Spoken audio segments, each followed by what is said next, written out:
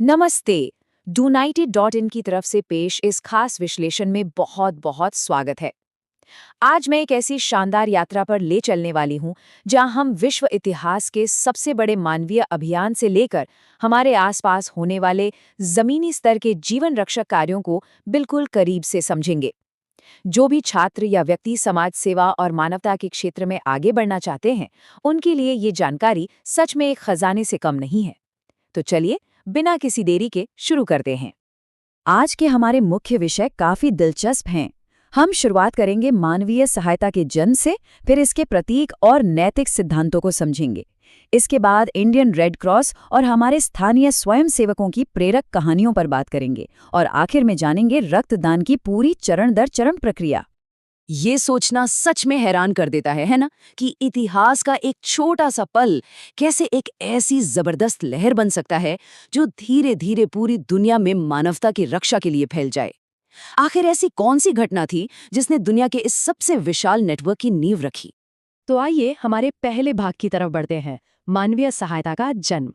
अगर हम समय के पहिए को थोड़ा पीछे घुमाएं, तो ये कहानी 1859 के सोल्फेरिनो के युद्ध से शुरू होती है। एक स्विस व्यापारी थे, हेनरी ड्यूनेंट, जो वहां से गुजर रहे थे। युद्ध के मैदान में घायलों की भयानक स्थिति देखकर वो बिल्कुल सन्न रह गए। बस फिर क्या था, उन्होंने बिना किसी भेदभाव के स्थानीय लोगों के साथ मिलकर तुरंत राहत कार्य शुरू कर दिया। इसी घटना ने उन्हें इतना गहराई से प्रेरित किया कि 1863 में international committee of the red cross यानी ICRC की स्थापना हो गई। और इसी कड़ी में पहला जिनेवा कन्वेंशन एक बहुत ही ऐतिहासिक कदम था। इस अंतर्राष्ट्रीय संधि ने एक मजबूत कानूनी बुनियाद रखी।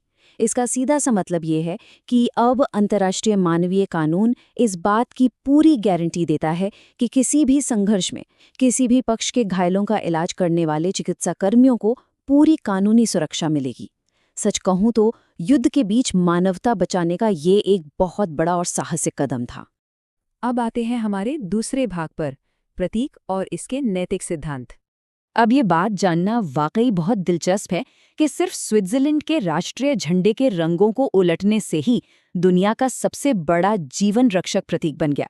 ये डिज़ाइन न सिर्फ उस देश की तटस्थता का सम्मान करता है, बल्कि युद्ध के मैदान में सहायता करने वालों के लिए सुरक्षा की एक मजबूत गारंटी भी देता है।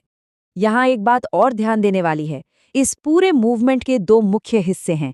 एक तरफ है ICRC, जो सिर्फ युद्ध और संघर्ष वाले क्षेत्रों में बिल्कुल तटस्थ होकर काम करता है, और दूसरी तरफ है IFRC, जो इस मिशन को और भी आगे बढ़ाता है और शांति के समय आने वाली आपातकालीन स्थितियों या प्राकृतिक आपदाओं में राहत पहुंचाने का अहम काम करता है।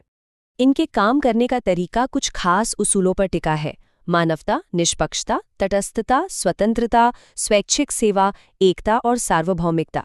ये 7 मौलिक सिद्धांत सच में इस संस्था की आत्मा है।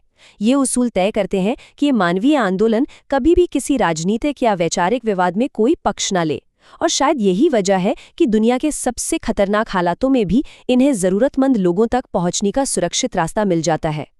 इस तटस्थता और मानवता के प्रति विश्वव्यापी समर्पण का जश्न हम हर साल 8 मई को मनाते हैं। विश्व रेड क्रॉस दिवस असल में हेनरी ड्यूनेंट के जन्मदिन को समर्पित है। यह दिन हम सबको निष्पक्ष मानवीय कार्यों के उस गहरे प्रभाव की याद दिलाता है जो दुनिया भर में बदलाव ला रहा है। चलिए, अब थोड़ा अपने देश की तरफ रुख करते हैं। हमारा तीसरा भाग है इंडियन रेड क्रॉस। अब इस तस्वीर को ही ले लीजिए।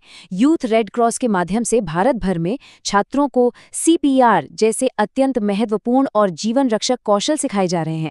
युवा पीढ़ी का इस तरह से सीधे जुड़ना सच में बहुत शानदार है, और यही वो चीज़ है जो इस मानवीय कार्य को ज़मीनी स्तर पर तेज़ी से आगे बढ़ा रही है। और ज़मीनी स्तर की बात हो ही रही है तो बढ़ते हैं चौथे भाग की ओर, स्थानीय स्वयंसेवकों की प्रेरक कहानियाँ। ये जानकारी सच में किसी को भी प्रेरित कर सकती है। जरा सोचिए, डॉक्टर दिलीप दशरथ कराड़ और श्री विजय कुमार सिंह जैसे हमारे समर्पित स्वयंसेवकों ने अपना पूरा जीवन, 35 सालों से भी ज्यादा का समय समाज सेवा को दे दिया है। हजारों यूनिट रक्त इकट्ठा करना और सैकड़ों ब्लड कैंप आयोजित करना, ऐसे व्यक्तिगत प्रयास सीधे तौर पर इस वैश्विक मानवीय लक्ष्य में एक नई जान फूंक देते हैं। इस बात को स्वयंसेवक स्मिता राव के शब्द और भी गहराई से समझाते हैं। वो कहती हैं, रेड क्रॉस ने मुझे रक्तदान के लिए प्रेरित किया। रक्तदान करें और जीवन बचाएं।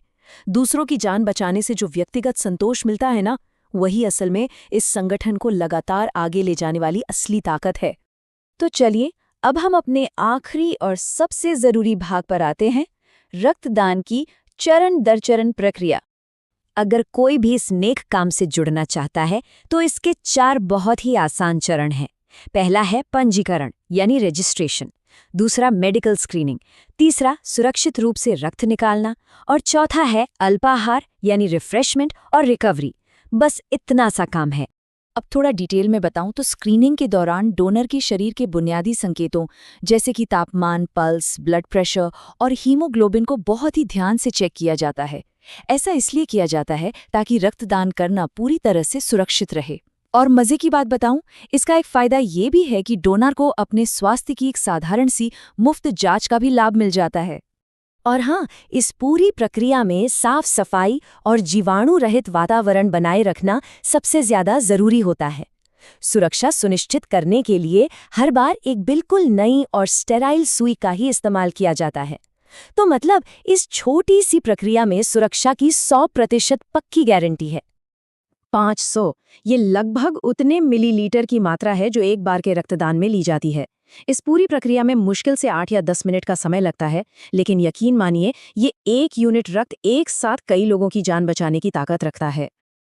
तो अगर मन में इससे जुड़ने का विचार आए तो किसी भी स्थानीय ब्लड ड्राइव का हिस्सा बनना बहुत ही आसान है।